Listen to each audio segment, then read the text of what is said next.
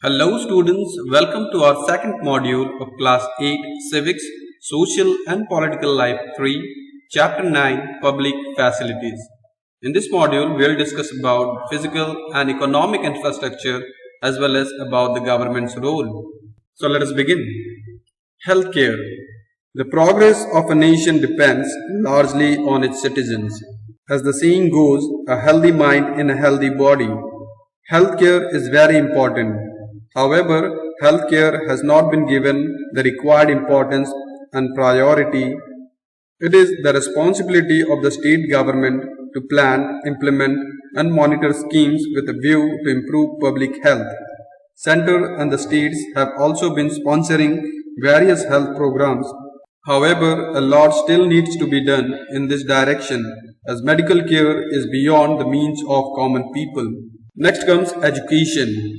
Education also plays a very important role in the progress of a country because it empowers people with skills that are essential for the overall development of a country. Various schemes have been started by the government from time to time with a view to make education available to more and more citizens of the country. In 2001, a scheme named Sarv Shiksha Abhiyan was launched with a view to provide useful and elementary education to all the children in the age group of 6 to 14 years.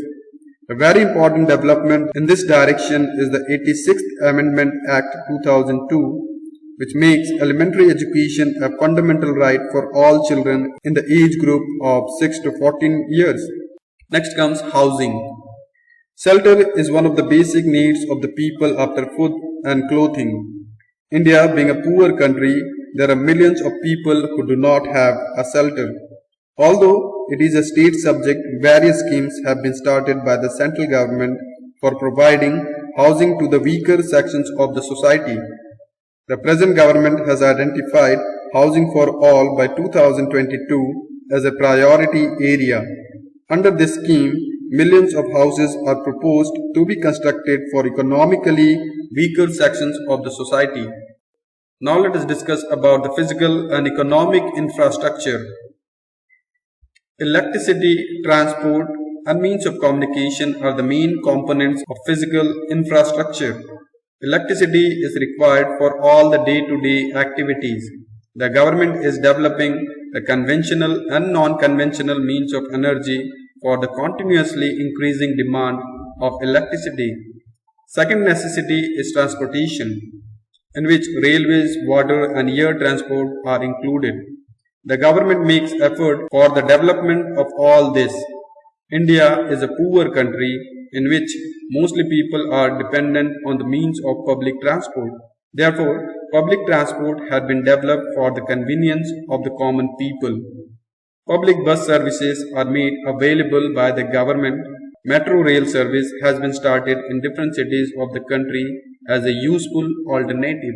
Now let us discuss about the role of the government in providing these public facilities. Water, sanitary facilities and healthcare etc. are some of our most basic needs. Besides electricity, public transport, schools and colleges are also necessary for a perfect living. The responsibility of providing these facilities has to be undertaken by someone or some agency. The agencies providing these facilities do not make enough profit. Therefore, the private companies do not show much enthusiasm about such projects. Their interest lies in profit-making enterprises. They can provide public facilities, but they would do it at a price that only a few people can afford.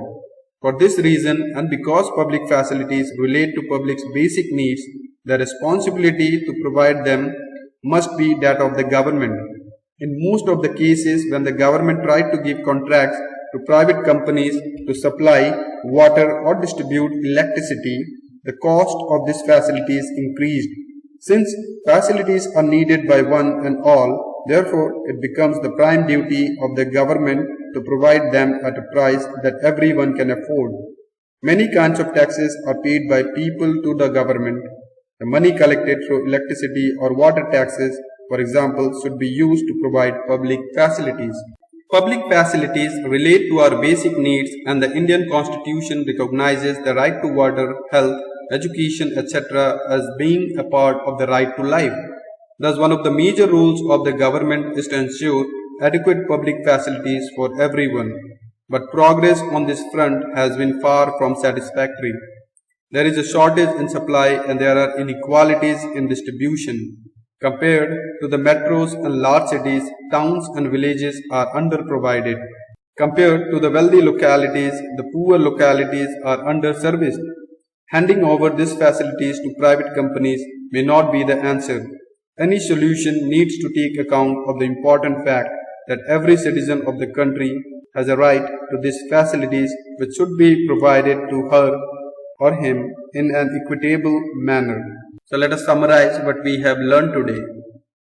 Public facilities are related to our basic needs and the Indian Constitution has recognized the right to water, health, education, etc. as being a part of the right to life under Article 21.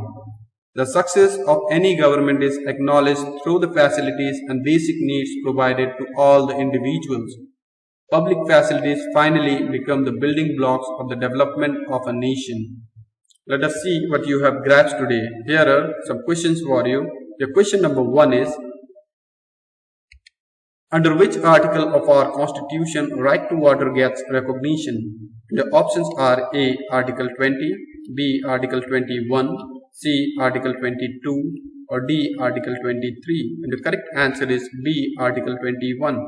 Your second question is, sanitation means dash, and the options are A. Toilets in the open park, B. Toilets in the open field, C. Public toilets, or D. Toilet facilities within the limits of the house.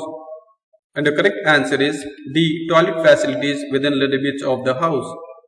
Your third question is, the important characteristics of public facility is that, and the options are A.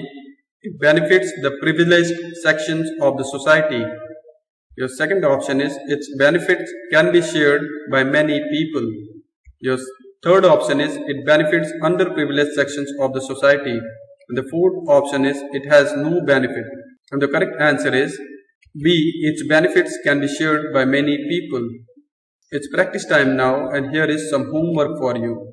Your question number 1 is, do you think that lack of access to proper sanitation facilities affect the people's life?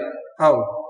The second question is, why are most of the private hospitals and private schools located in major cities, not in towns or rural areas?